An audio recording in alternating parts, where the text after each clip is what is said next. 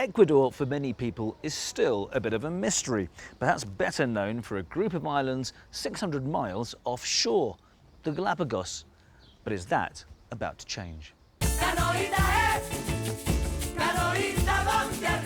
Like much of Latin America, Ecuador is riding the crest of an economic boom, ploughing billions into new transport infrastructure and a spruced-up capital. And now it's on a mission to get more of us to come over. Not only the number of tourists are important, the quality of tourists are important. So let's find out whether this newfound confidence is really justified.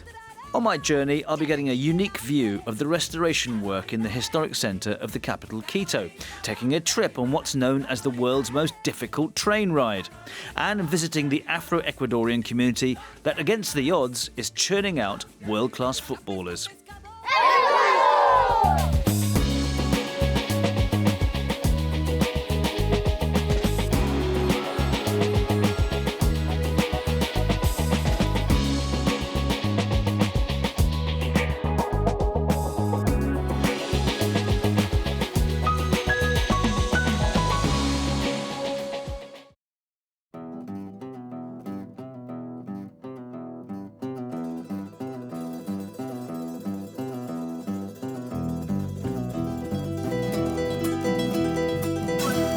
A stunning view from on top of the world. Or just another day in the office. Señor, ¿te gusta la vista de aquí? ¿Sí?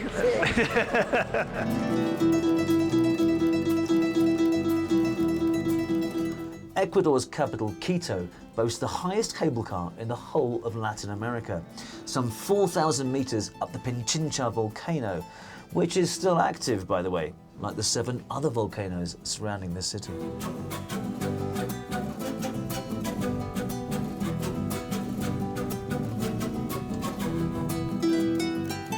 The last eruption was in 1999, and this region is also vulnerable to earthquakes. It's a quirky location for a capital, but it also makes for one of the most charming and diverse cities in the world. When Quito became the first city to be awarded UNESCO heritage status, the judging panel raved, "This is where the acts of nature and man have created transcendental works." And today, not just the relaxed locals, but more and more visitors tend to agree. The main thing I love about Ecuador is the views. There's amazing canyons and mountains, they're stunning. Beautiful mountains, beautiful, lots of volcanoes, which we don't have in Australia, so it's pretty exciting for us to see. Yeah, and just another country that we know nothing about, another culture to learn. The historic centre in Quito surpasses most of Latin America, and indeed Spain too, for its colonial architecture. Especially after a $250 million restoration campaign. Among the 50 or so churches, this is the pick of the bunch, La Campana, itself the subject of 12 years renovation work.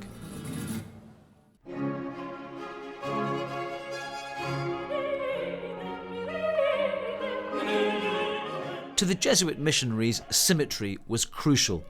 In the 17th century, architects tried to accommodate this, even down to the location of the church relative to the sun. I still remember when my parents... Julio Garcia Rivas' family date back more than 400 years in Quito. I feel I'm the owner of the world when I think I belong to this part of the world. The elaborate detail owes much to local craftsmanship, using tons of Ecuadorian gold. How did the indigenous people, if you like, who were basically forced to work here and make this, how did they create their own mark on it? How did they make their own signature on this? In different ways, because they cannot, by law, they cannot sign their work, but they have to show to the world that they were done. So that faces are Indian faces. Yeah. Revamping La Campagna cost $4.5 million, but meanwhile work continues across other historic buildings in the Old Town, including this one. San Agustin Monastery, celebrated for being the scene of Ecuador's declaration of independence from the Spanish Empire in 1809. This gold is 23 carats. This is 23 carat gold from Italy, which I'm going to put on this piece here. Is that right? Yes. $3,000 just fallen off.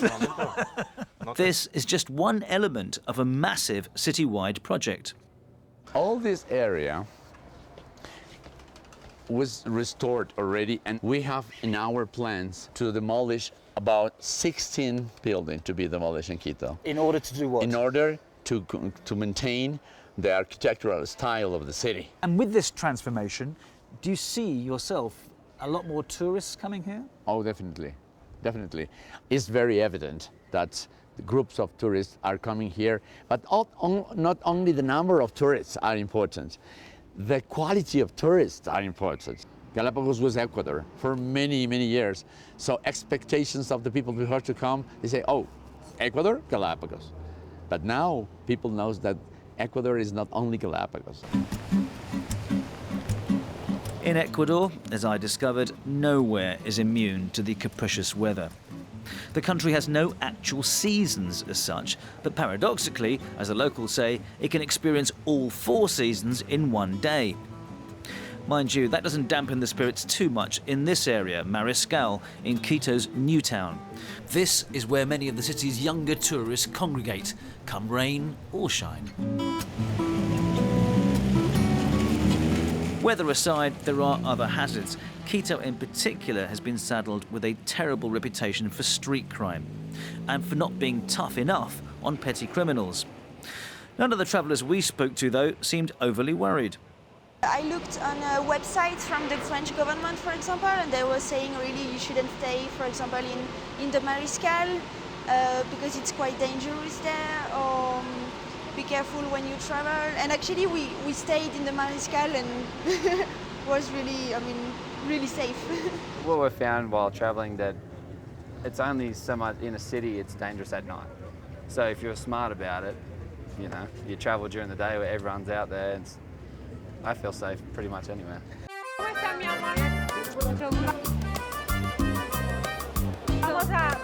It falls upon this former beauty queen and soap star to address Quito's global image.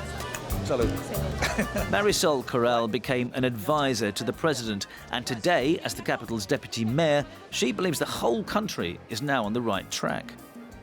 We had about 10 years of a lot of instability. When a government is not stable, that creates insecurity in all the people. So now I think we have conquered a peace in everyone. Today, Marisol gave me a whirlwind tour around one of its more traditional delights, one of Quito's 70 food markets. That's one thing they're very good at here, yes. Providing cheap, good food. Yes.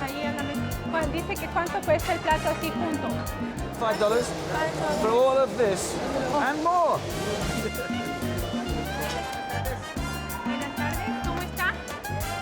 So this is the fish. What is this? Corvina. It's a very, very beautiful corvina. Look at the color of the meat. It's so white. Very typical of our sea, okay, our ocean. That is so good. That fish is delicious. Marisol's main task as deputy mayor is to improve the city's creaking transport system. In a city so long and narrow, the introduction of even a single metro line should ease congestion considerably, but that's some time away, as is a clear airport run. One thing I think that will always influence how a person thinks about a city is the journey from the airport to the centre. Now you have a new airport, but the roads from the airport to the city are not good enough. It will be for a while only. It will be for a year until we finish the 3 huge main roads that we are building to the airport. But in the meantime, it's a circuitous, often gridlocked, 42-kilometre grind to the new airport. 3 national airlines serve Ecuador's more popular domestic routes pretty well, and you can pick up a ticket for as little as $35 for some journeys. So time now to head off out of the big city to take a ride on what's been called the most difficult train journey in the world, and to head deep into the Amazon rainforest to find out why this is just what the shaman ordered.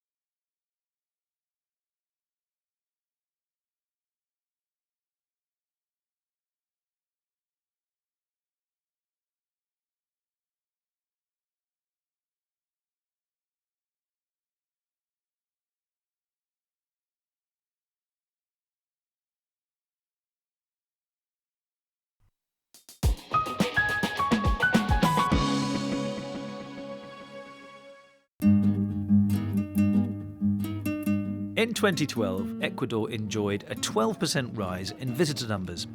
But I'm here to find out how much the mainland, rather than the renowned Galapagos Islands, are a reason to visit. So, what about what's been dubbed the world's most difficult train ride, for starters?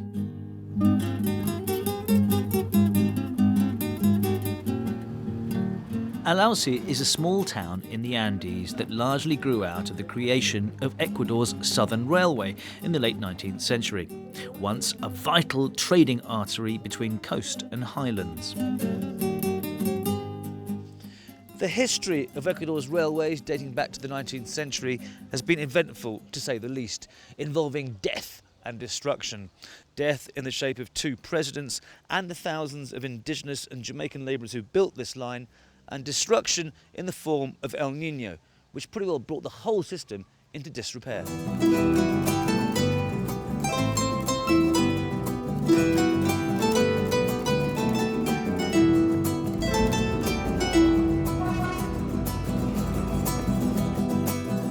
Today it's being rehabilitated and expanded, though this stretch through the Devil's Nose precipice has survived through thick and thin because of its popularity with tourists.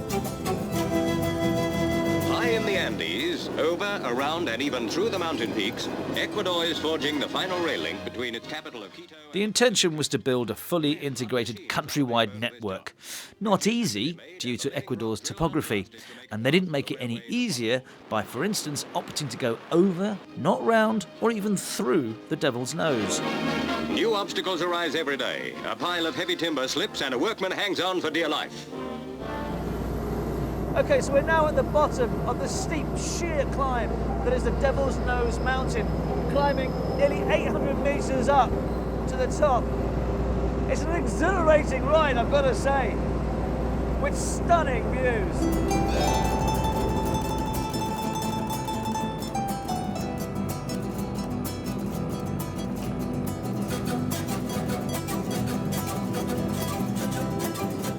In the last 4 years, some $280 million have been invested in restoring hundreds of kilometres of neglected railway track to their former glory.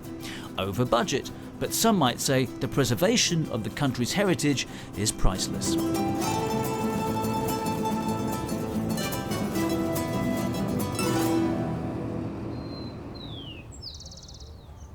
So from under the shadow of Ecuador's highest peaks we go, through ravines and valleys and past the serene San Pablo Lake, near the town of Imbara, 3 hours north of Quito, and then onwards to the dry, dusty Chota Valley, certainly off the beaten path for tourists.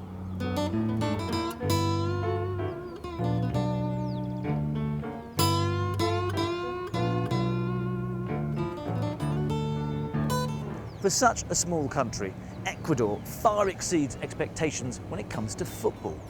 They qualified for the World Cup in 2002 and 2006, and they're well placed to make it to the Samba and Soccer Fiesta in Brazil in 2014. But perhaps what is more amazing is that half the squad invariably come from a rural, remote valley just down there.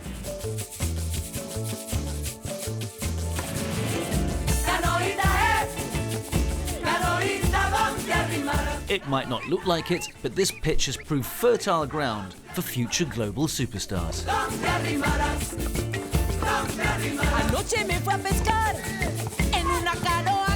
Was this here when you were a child? Like here? Yeah. Every day. Every day when you go to school, finish school, in the afternoon, enjoy play football with my friends. Very big games. ¿Y quién puede hacer dos? A ver, ¿no? A ver. Ulises de la Cruz may not have had shoes to play in, but he's a local boy made good, going on to represent his country in 2 World Cups and playing for 3 English Premier clubs. But he never forgot his roots in the Afro-Ecuadorian community, descendants of African slaves brought over in the 16th century by the Spanish.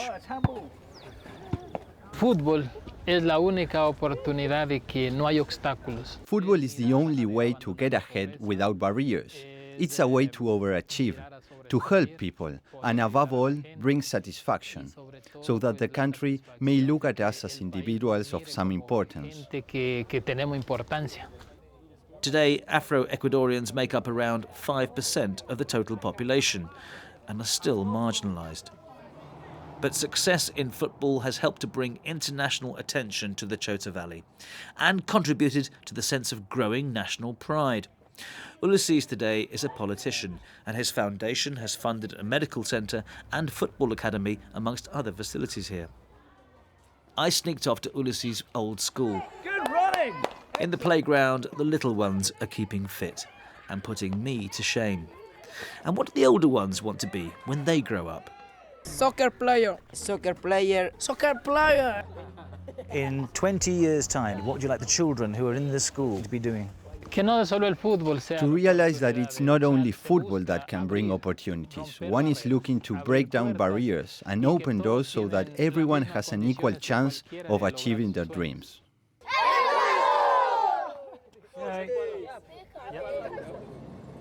And now it's onwards from the Chota Valley to the Ecuadorian Amazon. An intricate journey awaits. This is the Oriente region of Ecuador. The town of Coca is a gateway to the Amazon and to ancient indigenous communities traditionally oblivious to the wider world.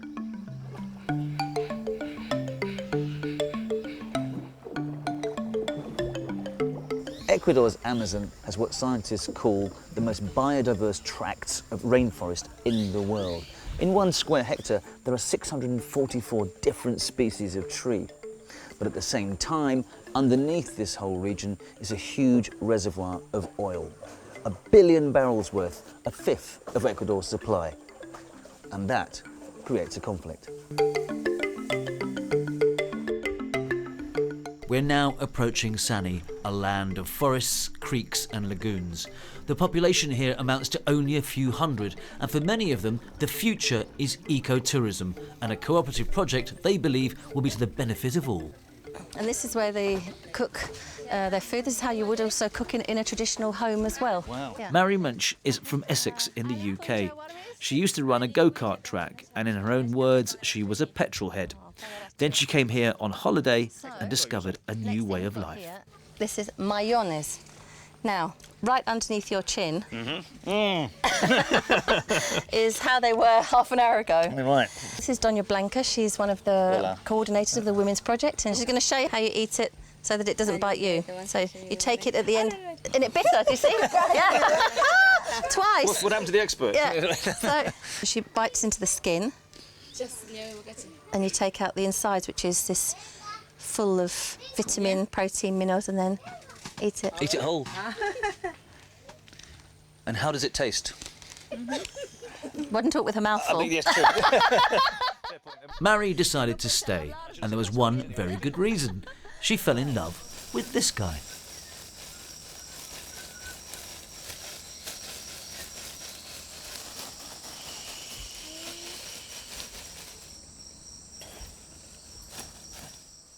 Patricio is a Sani shaman and one of the leaders of the community. They married and the two of them now have a baby girl. Cuando tenía 15 años tuve una visión de Mari. When I was 15, I had a vision of Mary. In my time, I've had encounters with other women from other parts of the world, but they were not for me. Nunca estuvieron para mí. It wasn't easy to begin with for the Essex girl. Culturally, it's like being slapped round the face 30 times a day, because it's just the absolute opposite of everything I know, feel, have felt, think, and it challenges you on a daily basis in a way that I've never been challenged. When you hear stories about Western women falling in love with somebody from an indigenous tribe, it must have been before anyway, a sense of like, hang on a minute, what's this about? I hadn't really heard of it really before. I'm no spring chicken, you know, I'm 49 years old. I've never been married. I've been asked quite a few times, I might say. But so I waited, you know, to find the person that I thought I was going to marry, and it just happened to be Patricio. But by marrying Patricio, Mary also became immersed in Sani's struggle against the government's plans to extend oil exploration. Ironically, this eco-lodge was built by oil money. Guests here pay up to $500 for a weekend stay. All income from the lodge is shared by the community, but right now it's simply not making enough. And Patricio has to constantly restate his case, even to members of his own family.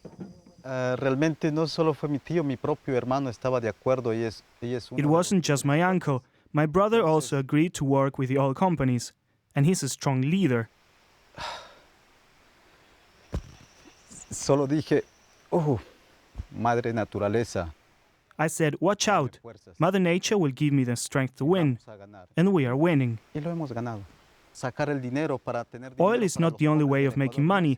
There are thousands of other ways. And one of them is through tourism. Uno de esos es el turismo. Patricio took me on a hike through the jungle to give me a sense of his affinity with nature. When you listen now, what animals can you hear?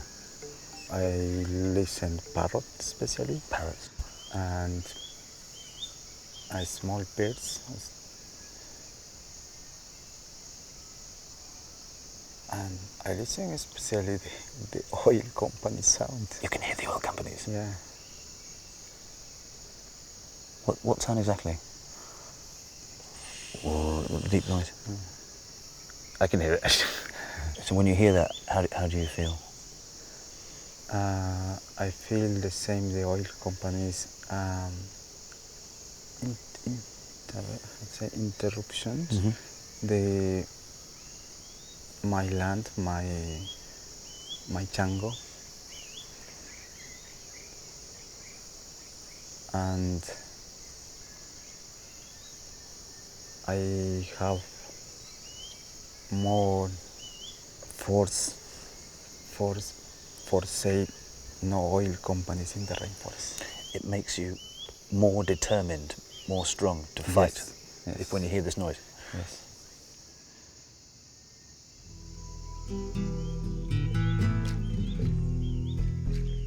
And so I'm at the end of my all too brief peek into today's Ecuador. It's a fascinating country, but full of paradoxes, bestriding the equator with its natural beauty, yet unsure how to handle its precious environment. Volatile in climate and volcanic in its simmering potential, yet now undergoing a period of economic and social stability and a sense of re-emerging national pride. I love its diversity, and I only scratched the surface. I'd recommend a visit to anybody, with the Galapagos as an optional extra. How times are changing.